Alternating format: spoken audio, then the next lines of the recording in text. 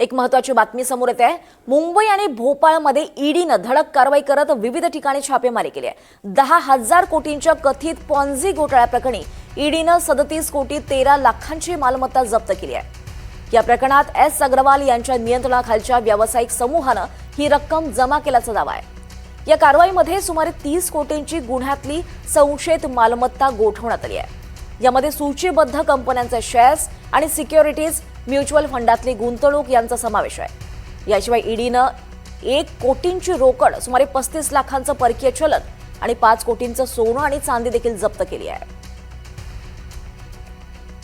मुंबई आणि भोपाळमध्ये ईडीने ही धडक कारवाई केली आहे। पॉन्झी घोटाळ्यात 37 कोटींची मालमत्ता जप्त करण्यात आली आहे। राज्यातल्या मतदार यादीच्या विशेष सखोल पुनरीक्षण गणना अर्जाचा पहिला टप्पा हा पूर्ण झालाय। भारत निवडणूक आयोगाने या पुढच्या टप्प्यांच्या वेळापत्रकात बदल केलाय आणि त्यानुसार अंतिम मतदार यादी 27 ऑक्टोबर ऐवजी 4 नोव्हेंबर रोजी प्रकाशित होणार आहे। भारत निवडणूक आयोगाने राज्य निवडणूक अधिकाऱ्यांना बुधवारी हा नवीन कार्यक्रम कळवलाय। एसआर प्रक्रियेच्या दुसऱ्या टप्प्यात 24 ऑगस्टला प्रारूप मतदार यादी प्रसिद्ध होणार होती। आता ही यादी 31 ऑगस्ट रोजी प्रकाशित होणार आहे।